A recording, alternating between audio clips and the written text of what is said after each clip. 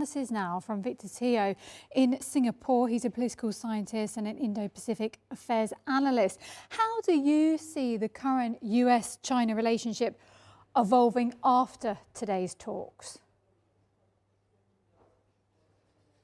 Well, I think today is a good talk that is being held between President Trump and President Xi. It is a reprieve of sorts, or an interlude for the ongoing tech and trade war.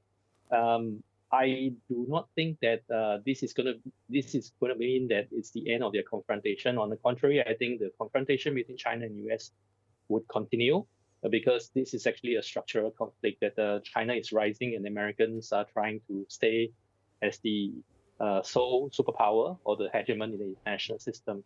But this interlude does provide a reprieve of sorts for the ongoing tensions. It allows, at least on the part of President Trump, the United States to have several victories on his diplomatic tour. The Chinese have agreed to reduce work with the Americans to reduce the kind of fentanyl that is going into the U.S. for these efforts on drugs. It allows the President Trump in this case to go away from a very difficult domestic situation where you have the No Kings protest, you have the government shutdown, you have the industries under threat, and you have angry farmers. And I think he's here trying to show that he's abroad, working for these affected constituents. And to that extent, he has had a Chinese offer to, if you like, defer the rare ban, not ban, but the controls for a year. And I think this is going to give much relief to the manufacturers. And then he's bringing $900 billion home, from 550 from Japan and 350 from Korea. I think this is a significant amount of money to be investment, and he can claim that it's a victory. I think he's reaching some sort of agreement with us on the sale of semiconductors to China. For the Chinese, it's also a good outcome. I think President Xi stood his ground. Can I ask about with the US. Trump unpredictability factor, though? You've mentioned some factors there, and that Trump will claim victory on his side. You're right, taking the limelight perhaps away from what's happening domestically. But what about the China side? Because there is that Trump unpredictability that you've got to watch out for, because although this has been agreed today, tomorrow, we don't know.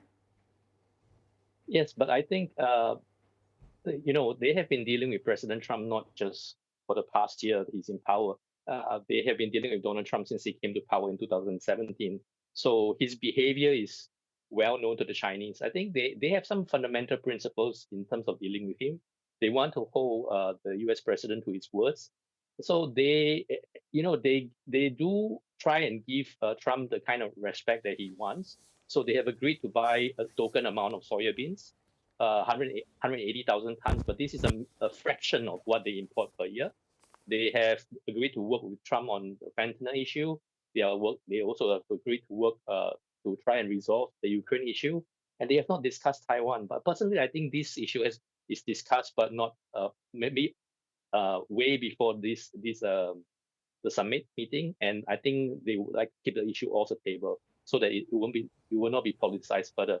So I think they understand how President Trump works, and they are trying their best to coordinate or to make sure that Trump gets what he wants on his end for his political goals domestically, and the Chinese can get away with what they want for their on the part of Beijing. Really interesting. Victor, thank you so very much indeed. That's Victor Teo there in Singapore for us, a political scientist and Indo-Pacific affairs analyst.